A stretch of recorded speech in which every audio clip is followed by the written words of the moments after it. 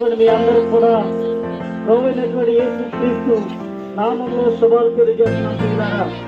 మంచిదే, పిచ్చు 20 నిమిషాల నుంచి మీ మధ్యలో మేము ఉన్నాం. మీరందరూ కూడా మమ్మల్ని గమనిస్తున్నారు. మనిషి జీవితాన్ని సంతతో పోల్చారు కవి. మనిషి జీవితాన్ని సంతతో పోల్చారు. ఎందుకంటే సంత ఎలాగైతే ఉంటుందో మనిషి జీవితం కూడా అలాగే ఉంటుంది.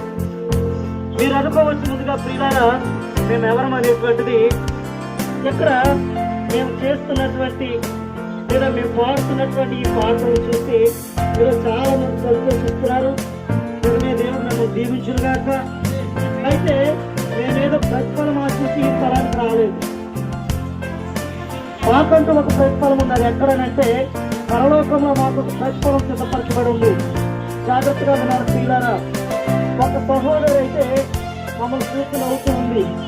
ఒక సహోదరుడు అయితే మేము పాడుతున్నటువంటి పాటలు డ్యాన్స్ చేస్తూ ఉన్నారు. సో మీరు అందరూ కూడా మా వైపు చూస్తూ ఉన్నారు. నిజమే, మేము చాలా దూర ప్రాంతం నుంచే ఈ ప్రాంతానికి వచ్చాము. ఎందుకనంటే మేమందరం కూడా ఏదో పని లేకో లేదంటే మాకు ఏదో ఊసుకోక మేము రావా.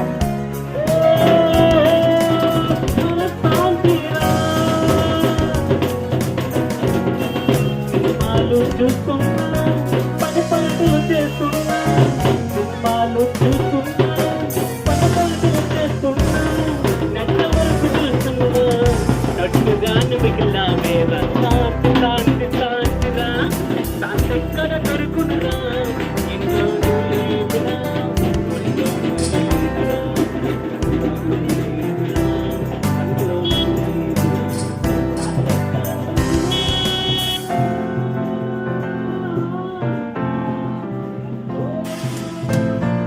కాదంటారా శ్రీవారా? చెప్పండి, కామం అనేటువంటి నిజం కాదంటారా?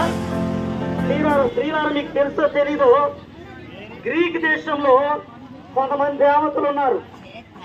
దేవతల పేర్లు ఏంటంటే నన్నారు, ఈయనన్నారు.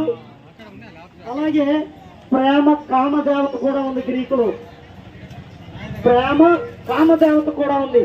అంటే ప్రతి వ్యక్తిలోనూ కూడా కామం అనేటువంటిది ఉంటుంది. ప్రియులారా,